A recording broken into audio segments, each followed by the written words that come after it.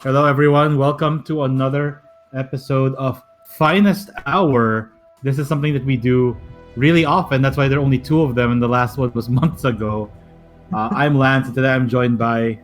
Not really finest hour. It's only like two finest hours every year. No, not really, but we'll try to do more, right?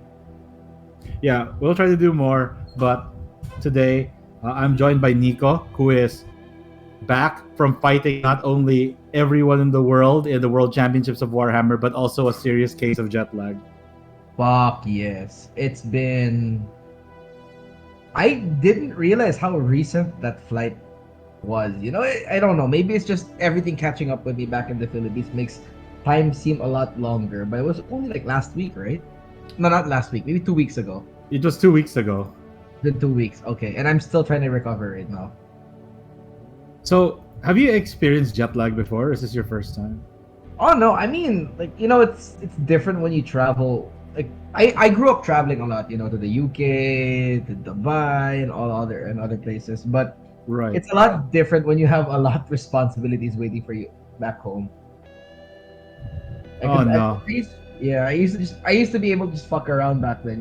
Like I didn't give a like, didn't care about school back then. Right. So, but now you're good, right? Are you back in our time zone? Back in the Philippines? Kind of. I'm still at my. I've more or less adjusted back to the Philippine time already, but I still find myself waking up really early, and I have a hard time sleeping right now. So I'm getting there. I'm getting there. I think it takes about. Zami took about 2 weeks to get back to normal, so I should be getting there soon. Okay. Fair enough. Yeah. So, for those who haven't picked up yet, today's podcast is going to be about anything, but mostly about Nico's journey to Atlanta, the World Championships of Warhammer, which took place a couple of weeks ago, where he played 8 rounds of Warhammer. Yeah. Eight Yeah. rounds, the most Warhammer I've ever played. I think I can retire now. It's 8 rounds over what, 4 days? 4 days. So you know what? The spread's not bad. Like yeah, it was actually quite forgiving. The 8 rounds. If it was 8 rounds in 3 days, then that's a problem. Yeah, back to back 3 rounders, right? So, what That bru- time did your rounds end at night? Well, actually, really early. I think we ended like. You know what? They give us so much. How long do we usually have in the Philippines when we have Three games? hours for a round. 3 hours. I don't know, man. Like the games there seem a lot faster. I don't know. Maybe everyone's just good and everyone's really quick. The back and forth is a lot less. Games are decided a lot easier because they gave us 3 hours too, or 3 hours and 30 minutes maybe. But I don't know. Games ended so early. Like we'd start at 9, then our game would end probably at like 10 to 11 maybe. We'd be done already. But That's fast. ideally, yeah, right. Then, but by 9, usually we end by 12, so 3 hours. Yeah, same thing. Okay, fair enough. Plus, everyone there's like a GT champ, right? So everyone knows the rules. Everyone plays really efficiently. Everyone's used to a chess clock. So I can understand why your games would never really go too nuts. Yeah. No, that's also partially why the games go quick. Everyone knows the rules. Everyone's very decisive about their moves. And I guess I kind of like also the system they implemented here. You know how us it's just we use a chess clock, right? So a big Right. controversial thing about this tournament was there were no chess clocks. You could bring your own, but your opponent has to agree to using it. Right. Yeah. So ano tawag dito? But what they did have to keep you in check was the milestone system. They'd be like, oh, by 1 hour you should be done by round one, or you know what I mean? Like in 40 minutes you should be done with round one already. That's what they do. I see. They announce But milestones basically. TOs walk around and then they just check where you're at. Now, if you take too long though, that's when they put a clock on your table. so they put a chess clock on your table. Yeah, basically. They put you on the clock if you're taking too long. Like if you're falling around behind, you get a warning already. What happens if you accumulate? How many warnings do you have to accumulate for there to be About repercussions? About two. What They happens were if you get two? you get a clock. They put a clock on your table, and then you're And- monitored for your next following games. And I think your name goes on the list where they monitor your games a little bit closer. They scrutinize basically your time a lot more in your future games, and then they hover over you with a clock already. Okay. But it's never happened to me. I got one. We got one warning one time, but we kind of made up for the time later on because I play cities, you know. So early game, we take a lot longer, but as the game progresses, everything's dead, you know. Yeah. Yeah. So that's how it usually went with. That's how it went with my fourth game. But we'll talk about that later. Okay, fair enough. So let's go by chronological order here because we started in median rest all of a sudden, right? So how did you prepare for this? Like, I'm sure everyone in the audience is wondering what it's like to walk the Nico path. How did you prepare, and were you nervous? You know what? I was super jacked, super hyped early on. Like after I won the GD, I'm like, yeah, I'm winning Atlanta. I don't fucking care. Like, oh, I can't practice that much though because it's the next edition. But you know, I got this, right? Yeah. But as time progressed, when fourth ed came out, that's when I started to panic because fourth ed was a different game, and I wasn't really vibing with fourth ed. At first, even until now, Right. it's still a weird game, you know. Is it really fourth ed, or do you think it's something else? Do you think it's cities? Re- Well, yeah, that's part of it, you know. A lot of armies did not take fourth ed pretty well. I think my army was one of those armies.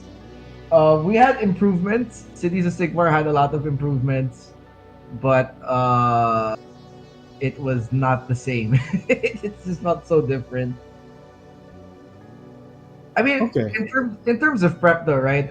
Yeah. At the start before the GT, I already told myself if I won, I'm definitely taking Cities of Sigmar at the Worlds because I was sick of playing Gits.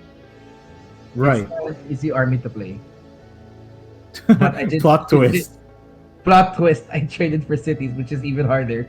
Yeah, I was gonna say, like, I feel like the thing that you were complaining about was not something you addressed. You just wanted to change, but you didn't address the general issue you had with Gits. Oh no, it was a lot worse. Low key, kind of regret not going Gits, but also at the same time, I realized even if I did go Gits, it wouldn't be the arm. I wouldn't have brought the most meta army either, because I played Squigs back in third ed, and they were insanely good. But in fourth ed, they weren't the same anymore, dude. Like the Bounders got nerfed, the Mangler Squig got nerfed.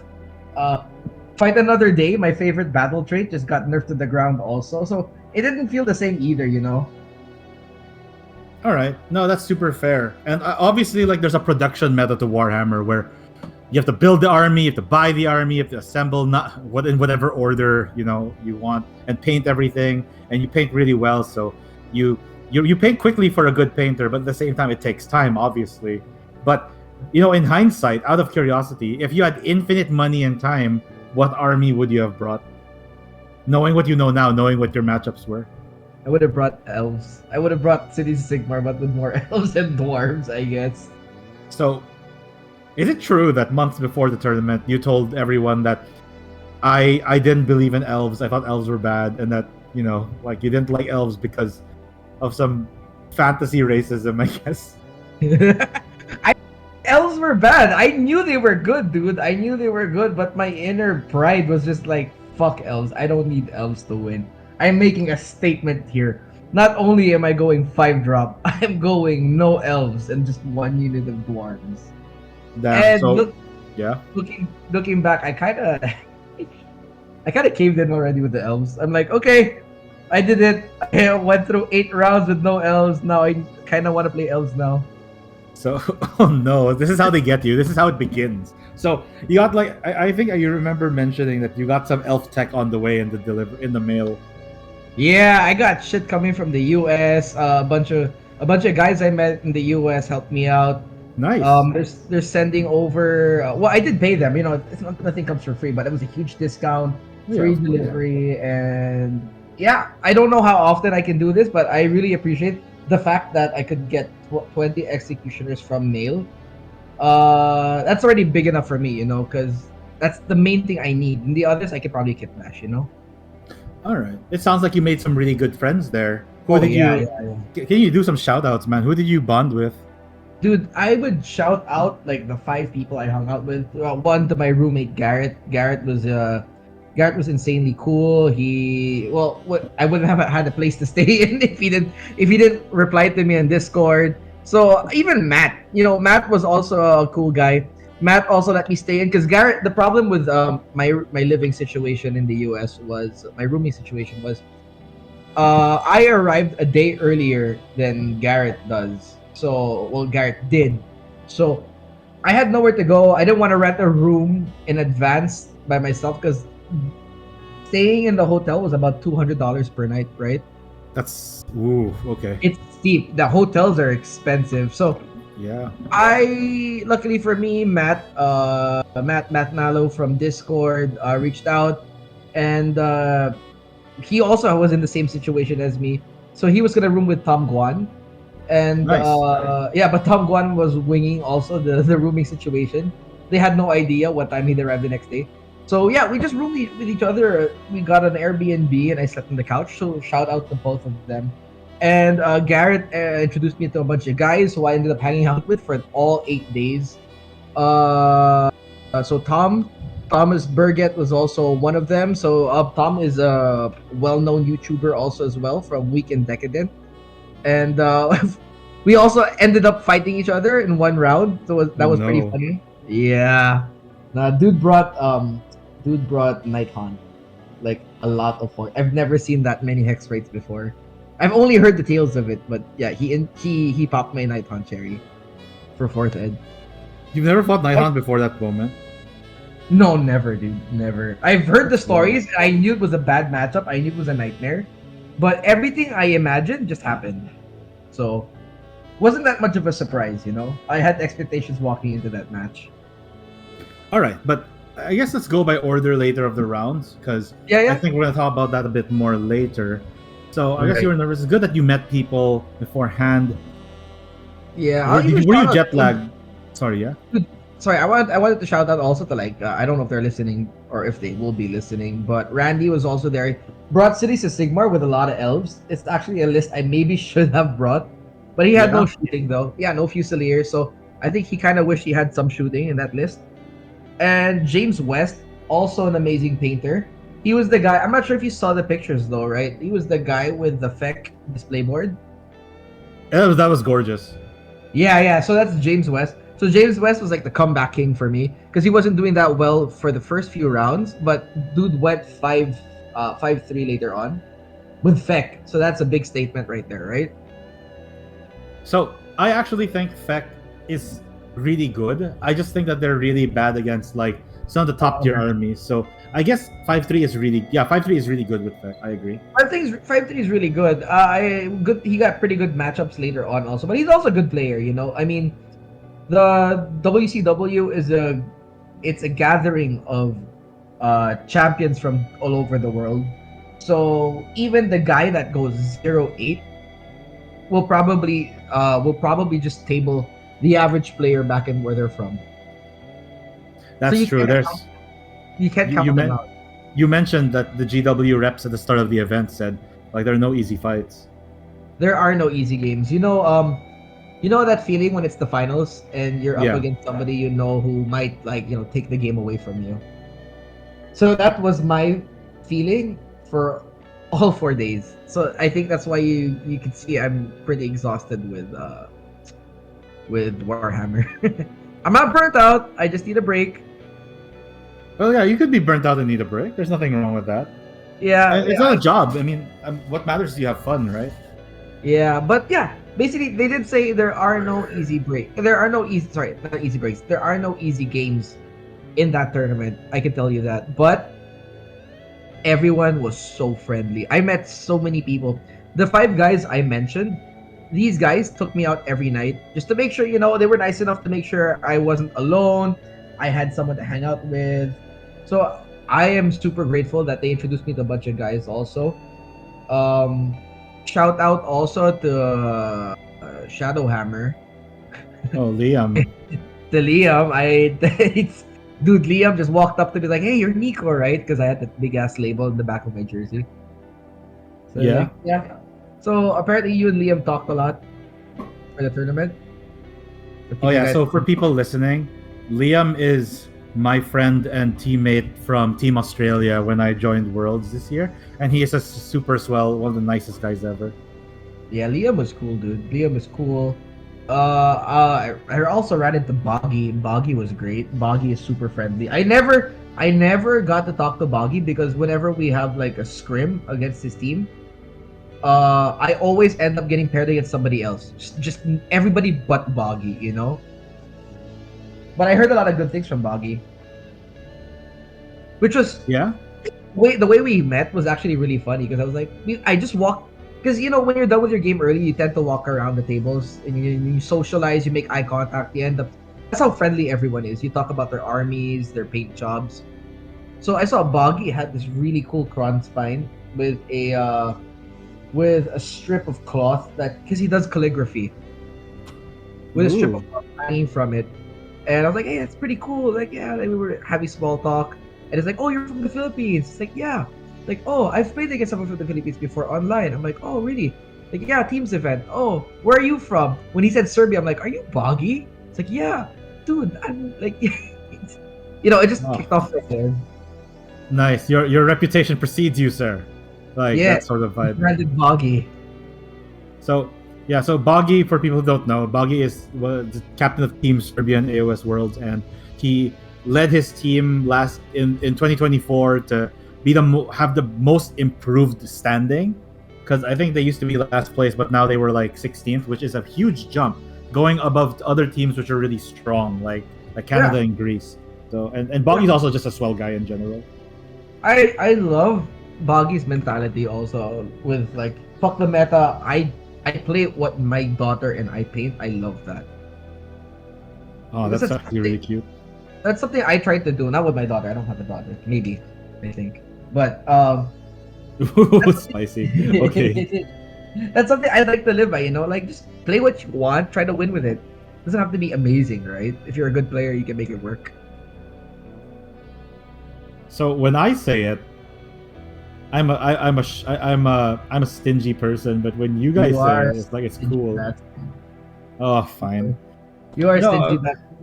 No, I mean I've always been a proponent of that. Just stick to one army forever, and then just play it, and then. It's not sticking to one army. It's just that you know, like playing the non-meta stuff. You know, like you play Corn, man. Like fuck you. Corn is not meta. I know, but fuck you and Murderlust, dude. It's like the worst thing in Warhammer ever. You think Murderlust is the worst mechanic? You mean this army that didn't even breach top 8? I think Murderlust should be 3d6 charge and that's it. I actually won't be opposed to that. That's pretty good. I'll take it. 3d6 charge, right? One unit gets 3d6 charge? Yeah, and then you pair that with the other Bloodthirsters, so I have 2 units with 3d6 charge. I don't know. Okay. Yeah, I agree that Khorne being very control-oriented is good. It's strong. Doesn't always feel the most thematic.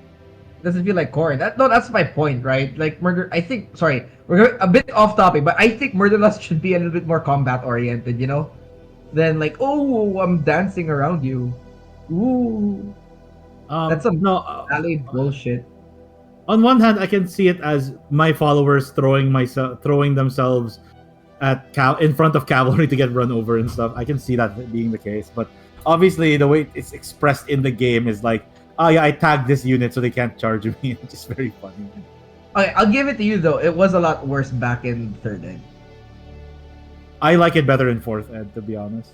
It feels a lot. Okay, the way it's played down 4th Ed makes a lot more sense. You know, you can't get out of combat. But back in 3rd Ed, it was weird that you could Murderlust out of combat. You know. No, you couldn't Murderlust out of combat back then. You could but you Murderlusted in the hero phase back then.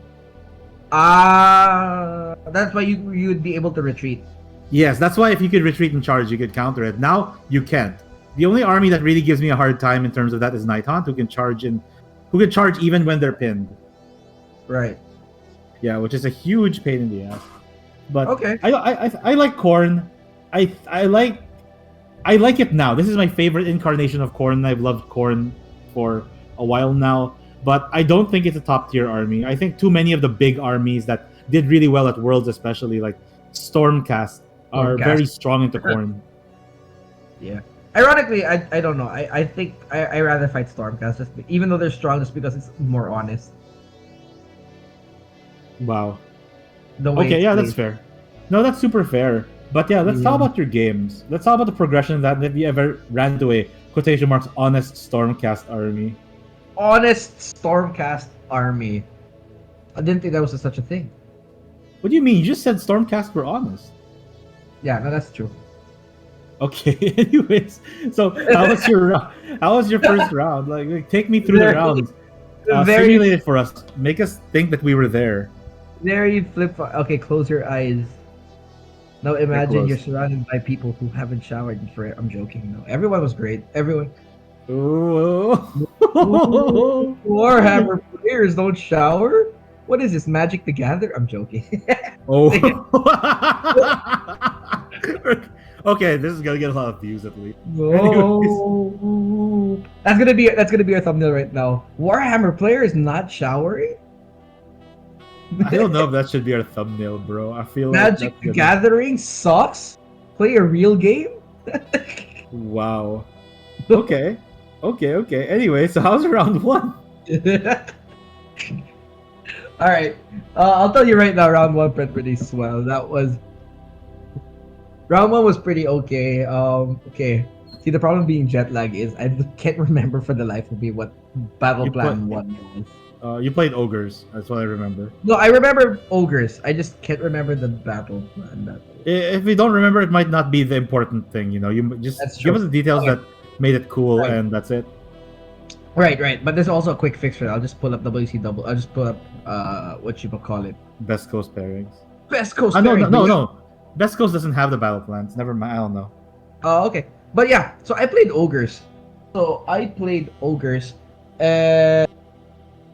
Ogres was I don't know. Would you say that ogres is a yellow matchup? No, you saw the list, right? You did say you saw the list.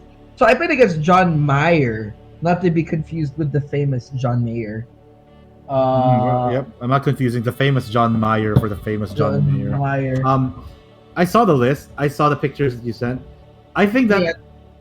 after the 30-point increase to the Gluttons, I think ogres are in a pretty tough spot right now. Yeah, they are. That's true. I'll give it to John.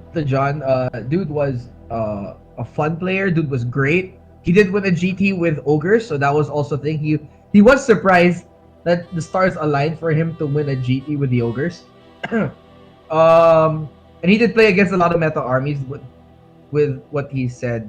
Well, I'm trying to remember what he said, but yeah. So basically, he even admits that ogres weren't in a great place. So I'll give him that. And he likes to play stuff that what he thinks is cool. And you saw he had a display board, right? Yes. Dude's paint jobs were insane. He made it to the feature to the. Sorry, a quick tangent. They have this thing that if you make it to like the top tables for if you place basically for best painted, Yeah. they put you in the front tables for display on day 3 for judging. So he was one of those guys. I think he got second place actually. That's fantastic. I think he got second. I'll double check later if he got second or first. But yeah, dude did really well. In terms of our game though, let's talk about our game. You're right. The army did feel a lot smaller, and ogres are really soft. So Yeah. managing the ogres with shooting was pretty easy. He came in waves.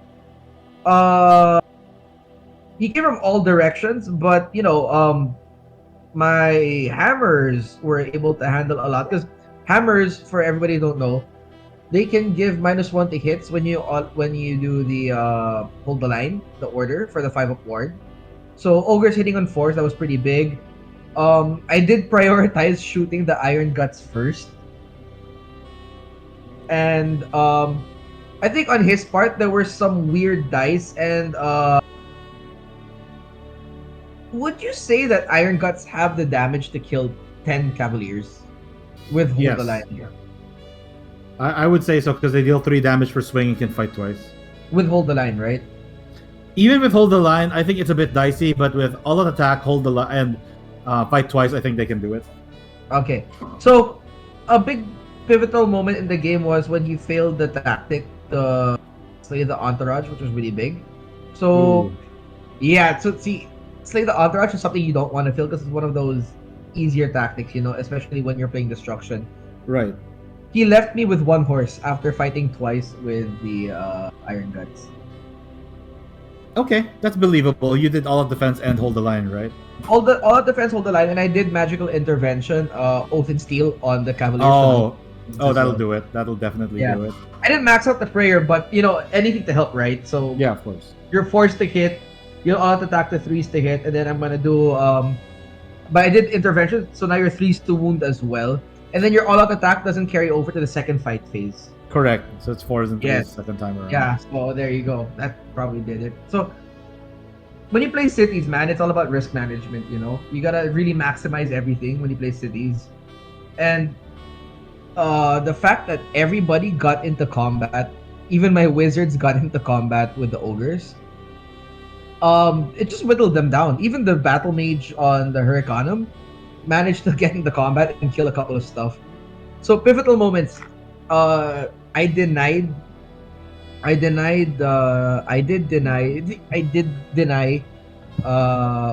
you call that? Say the entourage. Nice. Yeah, say the entourage. I did also deny and seize. I did deny seize the center. Seize the center as well. So that's really weird. You know how a game with ogres would be pretty bloody. So we didn't have a lot of the board left by round 5. His last tactic was supposed to be seize the center, and I denied that by covering fire his Slaughter Master in the center, and I dealt exactly 8 wounds to kill him. So that was also Nice. really big. Overall, the matchup wasn't too hard, but I did have to respect, the damage and all yeah. that. Yeah. Yeah, I mean, it only takes 1 double turn, right, to kill me.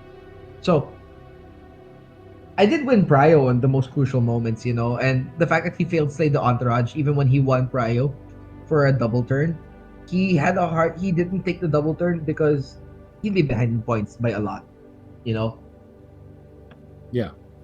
Yeah. So yeah, that's basically what happened. Okay. So Yeah. good job, But John Meyer. But John Meyer was great. We added each other on Facebook. We follow each other on Instagram.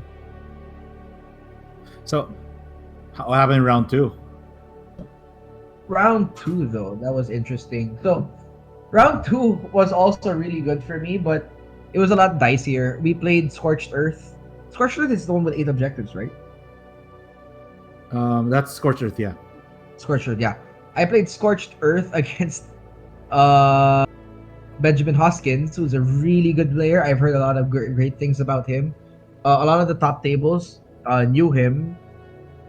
He won a couple of he won the qualifiers where another guy who went top table was supposed to win, but he beat that guy. So that says a lot about the players in WCW. So What army did he play? Benjamin Hoskins played Slaves to Darkness. This was the guy with the 60-man Chaos Warriors, block of 10, Chaos Knights. Everything was Mark of Chaos, and he had a Gaunt Summoner. He had the Gaunt Summoner and a Sorcerer. So you can imagine how toxic that was, right? Right. Yeah. Dude went first, pinned me immediately with all his spells went off. He got the 3d6 charge. He gave the Knights a 5-up ward save. Turn 1 charged me straightforward. It was insane. Did he win on turn 1? He won on turn 1. He won. Well, I mean, I'm not sure if I covered this. I went 5-drop. So this guy's a 2-drop list. So he took turn 1. Yeah, he did take turn 1. And I spent 4 rounds fighting in my territory. Because the minute he pinned me, he started just marching and running all his Chaos Warriors forward. Then He used the Silver Tower with a block of 20 Chaos Warriors on my flanks. So you can imagine I never left my territory. But I did manage my tactics very carefully. I didn't drop a single tactic. I did have to take a double turn though. And Callus and Toll, I make a lot of mistakes with Callus and Toll. I used to make a lot of mistakes with them back when we used to play. But I learned and I held them back. And I would take the back objectives. When the minute all the Chaos Warriors left his territory, I dropped them in the back and they all took the 4 objectives and they were just scoring tactics for me by then. Fantastic. So Yeah. how'd the game But- end up? Sorry, go. Yeah, but a really big moment was we were tied and he'd have to do one tactic to tie with me. And since I took a double and he has more tactics than I do, he would win a minor basically if he got the last tactic, right? So Yes.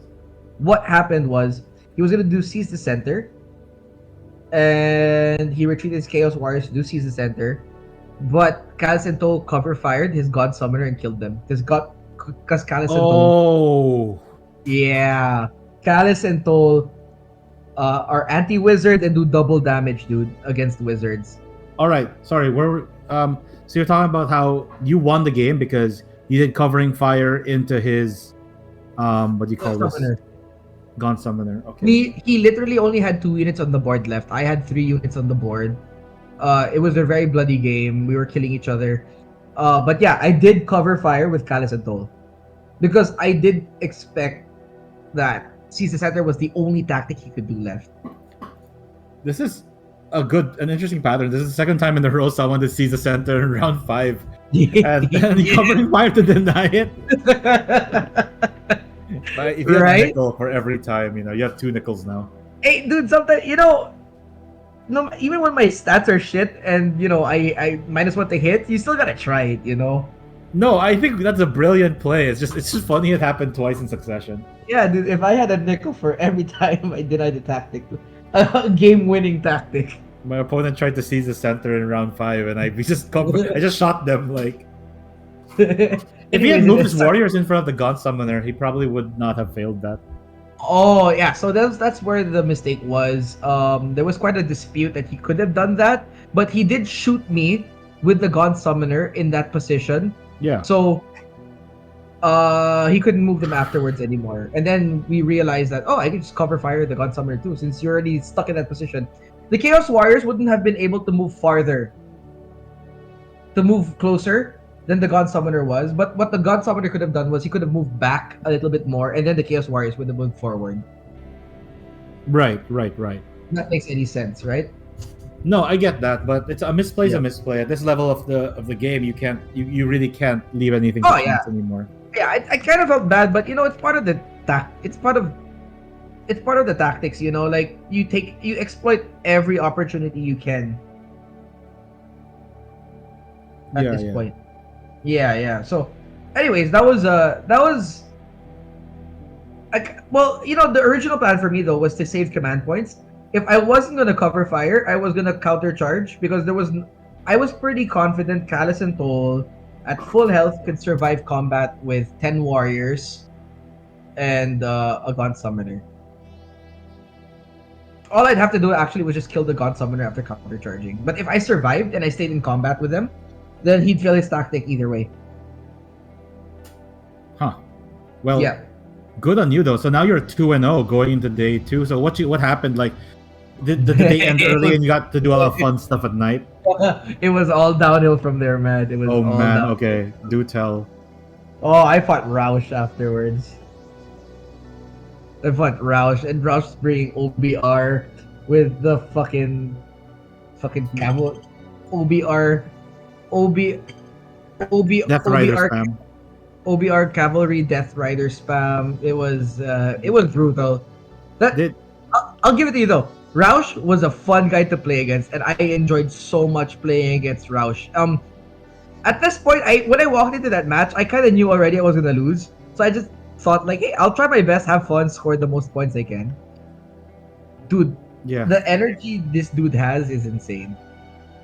the energy he has is infectious, and we were just dicking around at that point. I hope he had as much fun as I did because that was so fun. And long story short, I got tabled. It was Jaws of Galley also. Was he a Nagash or Catacross Death Rider scrambles? Catacross, dude. Oh, okay.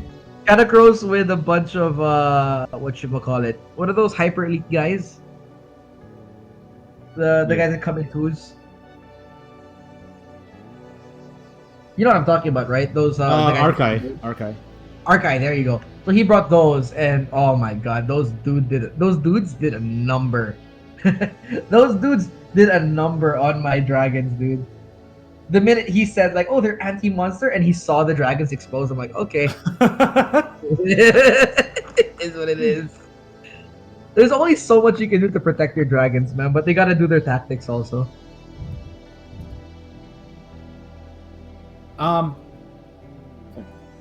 Yeah, you okay?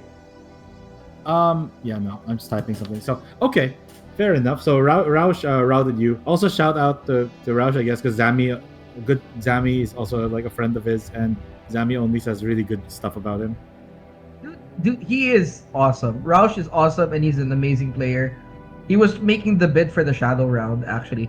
For those who don't know, the Shadow Round is basically like it's like every player with one loss has a chance to try to make it back to the top table. So Roush was making a bid for the Shadow Round because he did lose against somebody, but regrettably he did not make it to the Shadow Round because a lot of things had to go his way, So yeah. Sorry, Roush wasn't my round 3. My round 3 was against Alex Cott. Okay, We'll go to him. Yeah, he's the Gits player. He was the Gits player that I played against in what's the one with 5 objectives? You got Focal Points, Jaws of Galley. No, focal there you go. Okay. Dude, we played Focal Points against Trolls. That was not. That's rough. That is such a rough. That was rough, dude. I could not push anyone out, and I can't argue with the dice. Dude rolled so hot. Sorry, we're breezing through these matches because these are the matches I just got folded, dude. It's okay to breeze through them. We only have an hour, so. Yeah, so dude, Alex Cottle was so cool though. Again, everyone was so great. This dude hung out with me also after games, and we just sat around. We were just having fun, This dude also gave me a bag of candy for a giveaway. What kind of candy? Peppermint, just a mixed bag of candy. He gave everybody he fought against candy, so that was great. I heard one of the French players gave a baguette. No, sorry, not a baguette. Chris, I'm not being racist. A French dude. They did it, right? It's not like you were assuming they would give you a baguette. A French dude brought croissants, so Alex brought candy. And him and his wife were great. I had so much fun playing against them. Shout out to them as well. But anyways, this dude rolled 2 12s to charge me after teleporting Trug to my weak flank next to my Fusiliers. So you can only understand what pain I felt. He also rolled 2 12s to charge with his He also rolled a 12 again to charge dude his rock guts from the back, and that was like an 11-inch charge. the forbidden technique, making long charges slow armies. Oh, this dude knew how to roll well. As I like to say, rookie mistakes always roll well. This dude did it. This dude was not. This guy's a GT winner. Oh man, this dude also, I think he was one of the top 3 Gits players back in 3rd Ed. Top 3 Gits. Okay, I believe it. So that's saying something. He didn't say that, but that's saying something. Aside from the lucky rolls, dude was an awesome player. Was just not a good matchup for me, dude. There was a moment where Liam and I were just playing next to each other for like the rest of after day 2, and we were just looking at each other. We're with pain in our eyes, like all these rough matches, dude. Yeah, so I'm guessing he didn't have as much of. Yeah, he also had a rough time with Slanesh, I'm guessing. Oh yeah, dude fought. I think he had it worse. I'd argue that he had it worse just because he fought like the Ratling gun builds. Yeah. He fought a lot of degenerate lists, but yeah. I can't speak for him though. But yeah, he did say he was having a rough time. What you call this? So yeah, So after Alex, then came Roush. Roush. There you go. And Right. that's So now we're in round 5. so after Roush, I did play Thomas Burgett, and that was funny because before our game, before our games, we were hanging out every night, eating and drinking, getting to know each other. So when we Oh, saw each other in the field, yeah, it was just funny, and I knew I was fucked already by then. holy shit. I knew Well, the minute I saw that list, I was like, oh yeah, I'm fucked. Might as well, well have fun. all right. So this is one of the 5 guys you wanted to shout out, right? Yeah. All right. You should actually say their names later because I don't think you went by their names when. Oh, I did. before this. Thomas Burgett. He's the guy from Weekend Decadent. Sure. If you go to his YouTube channel, he's the guy that's usually on there. Yeah, with a dabbing cat, right? Yeah, yeah. And he's the guy that has the purple and yellow jerseys. So my roommates also. Sorry, I think fun fact. I think my roommates also teammates with him because he also had the same jerseys. Okay. But I think Yeah, this they one's had different for him. they had AOS Masters in the US. Maybe they were teammates in that thing. Probably, yeah. So what army did he bring? What is this degenerate army that you immediately knew you were screwed fighting? Yeah, this was the Night Haunt build, dude. This was just Reiklor. Oh, This is just Reiklor and everything was just hex rates. That's it, dude. quick game. No, not quick. We went full 5 rounds actually. So how did it go? I got tabled by round 5, but I'm just happy I was able to score points. Yeah, You of know, course. I wasn't as when I played against Nagash and all Cavalos Death Riders, I just got rolled. This one felt like I was being dismantled carefully. I guess he was being gentle. I don't know. The world's gentlest Night Hunt player. The world's no. We were playing. What's that one where you get to force your opponent to pick a different priority? That's close to the chest. Yeah, we were playing close to the chest. So yeah. So we were playing close to the chest. So, he couldn't just run forward, because if you run forward against cities, there is a chance I do survive. I have the volume to clap back. So he was being very careful. He was being. I'd argue that he was being very conservative, and I think that's the right way to play. You can't risk it. You don't know what devil Filipino tricks I have up my sleeve. Devil Filipino tricks, absolutely. Like we don't talk about that in the podcast. We don't share that with the world. That's true. But I mean, I did survive an Alpha Strike Slaves of Darkness build, so definitely charging forward at me is something I want, and that's something that you shouldn't always do. No, because they're a castle. I think you do really well into that. Yeah. No matter how tanky or how strong you are, there's this weird gut in my feeling that tells me that my dice rolls will help me survive. It's the heart of the dice. You know how in Yu-Gi-Oh when Kurobo talks to when Kurobo talks to Yugi, that's my army telling me, yeah, don't worry, Nico, you'll survive. We just clump up together. I can imagine like a single hammer going like, "Oh, boss, I think they're coming. I'm scared. Oh, I'm scared. Give the order, General. Hold the line, please." Hold the fucking line. But nah, dude, I had to chase him down, and that really took me apart. The minute everyone had to separate from each other, I'm like, yeah, I'm fucked, dude. this is it. Well, at least you lost to a friend, right? Yeah, dude, he had a hype button. Yeah, the what? Dude he had a hype button. It's a button that when you press, it just has like an air horn sound. So we were just smashing. We were smashing that whenever our dice rolls were bad, or we are just trying to hype each other up. That's really cute. Fun. Yeah, it was really fun. So sorry, you're saying something? No, I wasn't. So like that was round 6. Oh wait, no, that was round 5. And you're right. So at this point, you're 2 and 3, but your spirits are high because you're fighting for the country, though. So like, what happened in round 6? Yeah, so around 6, I fought I fought against a Stormcast player. I am so sorry that I cannot remember his name. But That's okay. I fought a Stormcast player. He's the guy who has a list literally called "Are you still alive?" What the fuck? Yeah, it's dude. It's Bastion Carthalos as Star Drake, and he has 12 Vanguard Raptor long strikes and 6 crossing. I fought him in the Vice, dude.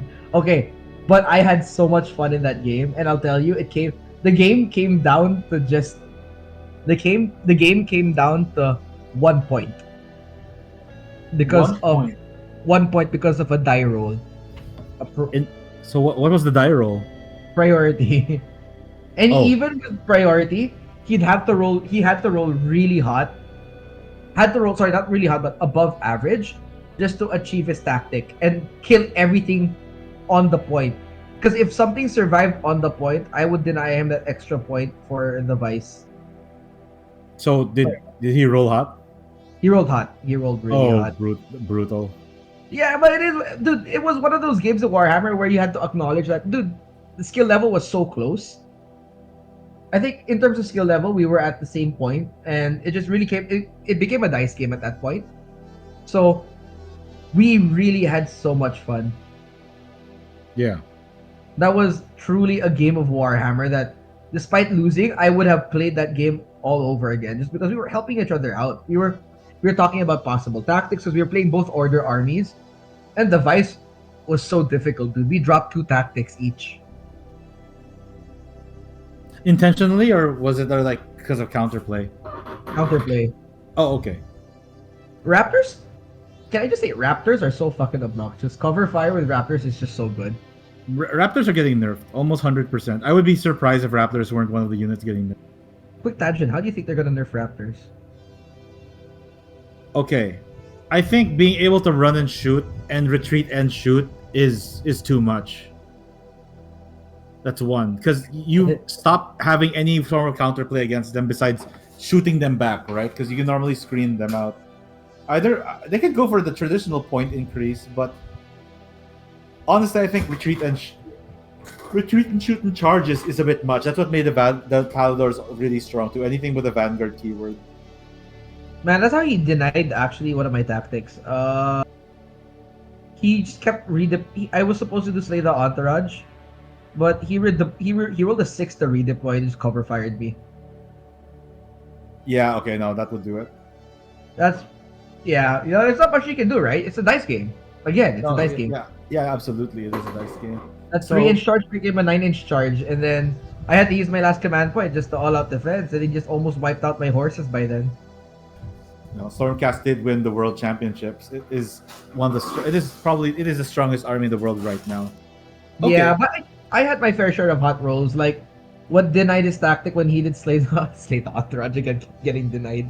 That's something that's happening lately in the games. Slay the entourage. He was Bastion Carthalos was about to wipe out. I only had like 12 Fusiliers left. Bastion Carthalos rolled 4 attacks. All four attacks of Bastion Carthalos went through. And I rolled all 4-ups, and that was just nuts. That's nuts. That Right. is crazy. I rolled 3 4-ups. I failed 1 save, so 4 damage went through, and then I rolled all 5-ups with the 4 dice. Well, that's freaking crazy, man. Yeah, and I will say, I killed a Storm Drake when he got left when he was down to 1 wound. He also failed, say, the entourage. That was the same turn where I did magical intervention, element lightning, just to ping him for 1 damage. It's every little bit counts, right? Dude, everything counts, dude. And I think the Stormbreak has like a spell immunity thing also. Like on a 4-up, he just ignores a spell. But at that point, I was just gambling already. Fair Sometimes enough. sometimes you have to, man. Well, it sounds like a good game. It That was round was. Dude Sorry. was insane. Dude was insane. Dude's from Florida also. Not sure if that matters to you guys, but he was Oh, from no. Florida. He had the Florida man buff. I am not lying. That's what he called himself. He is a Florida man. He called himself the Florida man. Yeah, he talks like it That's too. and epic. It was really funny. One of America's myths, the Florida man. Yes, yes, yes. He is a Florida man. So, yeah, 2 more rounds, right? 2 more rounds, dude. I was not doing well. I kind of tilted in this game because my dice rolls were so bad. You know, it's funny. But Um, After this game, I think this was like the last game already for the day. I went to the store. I went to the store and I bought Stormcast dice from GW. I bought 2 sets. oh my god. To get the juju off my dice, dude. Just to get the juju off my So, dice. so the last 2 games you used Stormcast dice. Yeah, and it worked. I hate it. What the- Okay. My So how dice. did round? So how did game 1 with Stormcast dice go? We're repeating it. It's game 1 now because you're using proper dice now. I fucking lost. It was Zinch. Oh, okay. Zinch. It was Zinch. I'm drawing a blank with the guy's name, but you know him. I know Caleb. Is it Caleb Walters? Caleb. There you go. All Sorry. right, yeah. When you said I know him, I'm like I only know 2 Zinch players. It's Zami, who sold his Zinch, and the only guy I know internationally is like Caleb Walters because he's freaking legendary. Yeah. So, Caleb was really fun. Dude has an Etsy store. He made that. I wish I took a pictures of his board. He has wooden scoreboards and wooden war scrolls. He carved out basically the war scrolls for his guys, including the HP, including the health, into wood, like oak, like really nicely carved out oak. And then he varnished it, and then he puts metal pegs on it. So if you take like let's say 8 wounds, he slides a tiny magnet down to like 8 wounds, so he can keep track. Ooh. So it's a wound counter and the war scroll at the same time. But yeah, so I fought Zinch. Dude was the guy. Caleb was the guy that brought the Christmas themed Zinch, which Oh, shit. which I believe you saw the pictures. I think Yep. it's a travesty he did not he was not featured because this dude's stuff was all insane. I think the reason he might not have been featured, and I apologize if I'm wrong. I think he brought the same Zinch army with the Christmas stuff last year. That might be why. I don't know if they take into account about that. I never asked. So you could be Okay. right, you could be wrong. All right, fair enough. That's fair. Yeah. But yeah, Yeah. Caleb's really good. So what was it like a close game or? It was a close game. I agree. It was a close game. Dude, Zeech, I hit and wound on 4s. The minute you burn me, I wound on 5s. The game Ooh. would have gone a lot more different if I didn't feel my 3d6 charge with my Cavaliers. He would have been in a lot of trouble by then. The dice were not dicing for me mid game, and Zeech just being able to cheat dice was really big. Is it also because you bought new dice and they didn't acclimate to you yet? You haven't attuned to it? Dude, I wasn't attuned. It takes 1 hour, dude.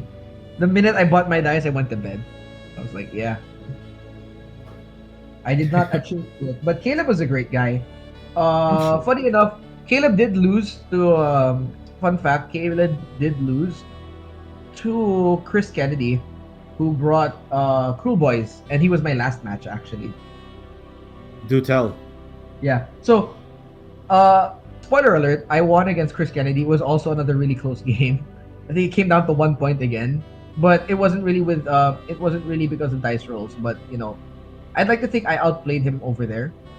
But, so Chris Kennedy beat Zinch, Caleb. Caleb beat me, but I beat Chris Kennedy. So it was like a nice triangle. You got a Bulbasaur Charmander Squirtle situation going on. Yeah, I call it the triangle of sadness because we were at like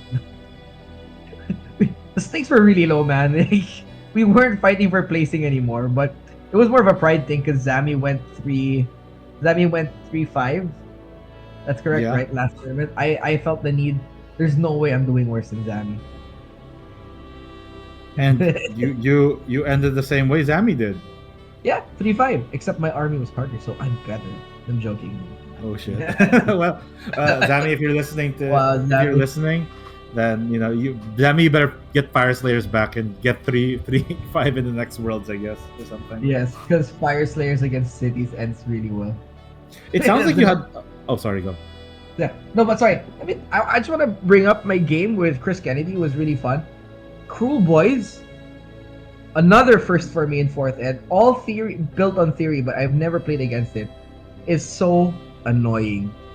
Double teleport, it's a fucking nightmare to deal with, dude. On Yep. your own turn. But I like to think I managed it pretty well because he couldn't deny any tactics. Because I picked all the tactics I picked were the right tactics at the right time. Nothing to deny with teleports. Callus and Toll again, surprise, surprise, MVP, but not because of the deep striking, but because they actually helped kill a lot of orcs. They do 2 They- damage each hit, so they were cleaning up pretty well. Yeah, and Cruel Boys don't exactly have the best armor, so Yeah. So anything helps, dude. Everything helps. Even my wizards were helping out at that point. Um, I did manage to shoot his vulture turn 1 though. I did go shoot for the him to vulture. death. Yeah, straight up. So Nice. you know, remember the pattern we were talking about where when you do seize the center, you get cover fired? Yeah. So on his turn 1, when he did seize the center, I immediately had the instinct to cover fire. And I dealt, I think I dealt like 8 damage straight up. And then when it Yeah. was my turn, I just pinged him off already with just the remaining shooting. Nice. Yeah. But funny enough, dude had a beast killer bow, so I gotta see that in action when he killed one of my dragons in one go. One rolled go. Yeah. He rolled 2 6s. I coughed blood there. He rolled 2 6s, and that was Ren 3/6 damage each hit. That's 12 damage, dude. There's no better player than than a lucky Cruel Boys player. There is no better. There's no greater satisfaction than just rolling crits, right? As a Cruel Boys player. Probably not. Yeah, but that was funny. I laughed. I was like, okay, I guess it's one of those games again. It. You know what? It sounds like you had a great time in this event. Dude, the event was great. I loved every minute of it. Would I do it again? Yes. If I had the money, definitely. Worth all the stress. If I had the money, I'd do it all over again. If I could qualify again, I'd do it all over again. So I'm guessing the big W here is that the community is amazing, right? Oh yeah, dude. Not the brag, you know, but when I mentioned Wartilyo, like, hey, that's great. Yeah, Wartilyo, we heard that the scene's popping off in the Philippines. So that actually was really nice to hear, you know, like, you know, you helped a lot with the community. You did. I'd like to think you did the most for the community, and the fact that they hear about us is insane. It just warms the heart, you know. Yeah, no. I think that's the thing that makes me like Age of Sigmar a lot. When I went to Worlds earlier this year, I was not taken aback, but I was so happy with like how nice everyone was. Everyone was so welcoming, and people did hear about us. Like, everyone was so welcoming. Rob was so welcoming. Everyone was so nice, and that's the biggest strength. And I really wish that we could send more Filipinos abroad someday. Yeah, no, definitely. I would. Oh, if money just weren't an issue, you know, why not, right? We just do this every single time. And dude, you've made a splash with the community abroad also, because I remember another person I ran into who said he knew you was Nuge. Oh, Matt. Yeah, Matt the Nuge. So Matt, I don't know why he's called the Nuge. Why is he called the Nuge? I think it was a nickname given to him by someone. I can't remember who gave him the nickname, but he embraced it and just stuck with it. So he's this Vietnamese guy from California, right? Oh, okay. Yeah, there you go. I was about to ask what team he was in when you met him. He was playing for Team Russia as a mercenary, actually. Okay, he's one of those guys. Nice. Yeah, he's actually the best Beast of Chaos player in the world, and as far as I know, according to stats at least. So he's a very prodigious player. I feel really bad for him when the summer comes and beasts go away. Hopefully, a lot of tournaments don't follow it and just continue to run, or allow beasts and bone splitters anyway. Well, I think people. Yeah, I know that's true, but I think he'll land on his feet. You know, a good player will always find a new army, but it sucks because I mean, you really like the army. You know, it's going away. So yeah, no, it definitely is. No player should experience that except for Lumineth, maybe. Yeah, no, I agree. Yeah, but Lumineth should experience all of the worst nerfs. Maybe you know what's funny? Sorry, go. Attack. I actually think that Lumineth not making a showing at Worlds is actually very telling. Maybe they'll get buffed soon. Don't say that. Don't. No, I don't want. I mean, it's not like I want to. It's just I'm telling you, this is probably what's gonna happen. Don't say things you'll regret later on. I'm not gonna do them. I'm not wishing for it. I'm just telling you this seems like something that could happen. Like, come on, dude. Oh my god, that's a nightmare, dude. If they be like, oh look, Lumineth has no presence in the World Tournament. Let's give Sentinels ignore line of sight again. And while we're at it, let's also give them rerolls to hits. Oh my god. Yeah, no, that's a bit much, but I can imagine Well, that also- being a thing. I think there were Lumineth players there though. Yeah, I no, saw there one- were. So the Yeah. armies that didn't show up were Fire Slayers, Iron Jaws, Suns, and Magnetkin. No, dude, there were 4 Fire Slayer people in my tier list. Oh, right. Sorry, it's just those three. I mean, I thought I'm thinking of different tournaments. I'm thinking Iron Jaws, Suns, and Magnetkin. You're right. We did talk about the Fire Slayers matchup, right? Yeah, it's cool. Shout out to Ryan from Slovenia. He was like So before we end this podcast, I'd like to say that there were only 2 of us that went 5 drops. So I'm glad that a lot of people were like interested in the 5 drop list. They were like, hey, they were calling us the Chad 5 drops. So Ryan was one of them. He was the Fire Slayers player. Nice. That went yeah, he was the Fire Slayer player. We were quote unquote teammates because we were like alone with representing our country and the only 2 5 drops. So shout out to that guy also. He was really cool. I wish I could find his too. If he finds this, I hope he reaches out because I really want to follow him on Twitter. I forgot to follow him on Twitter. This is one of those days, after a long day you blank out. Yeah, and there's always TTS, right? So you can always just play against each other someday.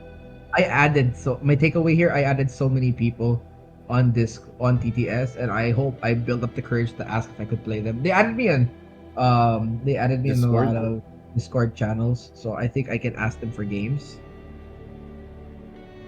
That's amazing. No, I think that's the biggest W. You going out, making lots of friends, showing them that we're a cool community and that we can play ball at their level too.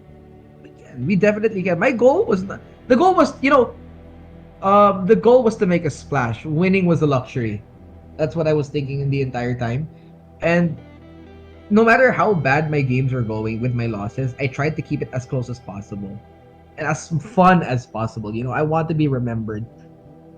And that was a great experience. The fact that a lot of my games were close, even those games where it wasn't close, I was still playing for points. I wanted to show like, hey, I have that mentality of the no give up mentality, And you showed them that. So yes. They agree. I have one last question before you do shout outs. Yeah. If you could do all of this all over again, would you do anything different? Bring elves. That's the big takeaway. So, okay, that's fair. So next time, so don't let fantasy racism stop you. Oh my god, I can't believe I'm admitting this. I need elves. I believe it. Boys, no, I need elves. I badly need elves. That's my new cell phone ringtone. I need the speed. It's Nico admitting he needs elves. The need for speed. But meanwhile, me also playing. Meanwhile, also me buying Dark Oath while I was there. I spent so much money on Dark Oath. I mean, that sounds like fun either way. It was. No, I you know what? I am a painter at heart. I would like to think I am a painter first, a player second. You can be both, It's not like they're mutually exclusive. I know, but I'd like to think that I enjoy the painting hobby a little bit more, especially lately. And it's funny, I complained about playing average Joes that hit and wound on 4s, and now I'm playing average Joes with sticks and bows and shit. Not even bows, no range. Just fucking fantasy Dothraki. Fantasy Dothraki, yeah, no, that's pretty much what it is. Alright, so... Sorry, yeah? No, go for it. All right. So I think that we are all the end of the turn is coming. Finest hour is almost over. Could you do a shout out to anyone you want to shout out to? Yeah, just shout out to everyone I mentioned before. Shout out to Garrett, my roommate. Shout out to Matt, Randy, James West, the Chad that went comeback king. Shout out also to Boggy and Liam and everybody I played against, man. There's so many of you. There's too many of you. Even John Mayer, not Mayer. Dude, everyone was great. Everyone I met was absolutely great. And I hope they're listening because I hope I get to meet them again. Dude, that's. I hope that they like. If you guys are listening, we're gonna have some GTS next year. You guys should come over. Some of them did actually mention the interest of flying to the Philippines, but yeah, that could be a All thing. right. You know, Yeah. it could be a thing. Let's plan a good one then. Yeah, definitely. Always plan well. Right. So, thank you very much for everyone who stayed with us till the end to listen. If you like this kind of content and want to hear more about how Warhammer Age of Sigmar is doing in the Philippines, give us a like, give us a sub, give us a comment on what kind of topics you want us to explore and how you want us to improve. As always, thank you, Nico, for joining me for Finest Hour tonight. Oh, probs, man. Thanks for having me. Felt like Yeah, no. Yeah, no, it was so great to hear. Last year I got to sit down, talk to Zami. This year I get to sit down, and talk to you. I'm glad to hear that both of you had a fantastic time, and hopefully, like this is a continuous thing where we show positive relations with people outside the Philippines. With the Pinoy wargaming community. Maybe not as an individual. Maybe next time could be as a team. Let's hope. That right? would be the dream. That would be amazing. Yeah, that's true. I'd love for more players to get the spotlight. All right, with that, thank you very much. Have a good one. All right. Peace.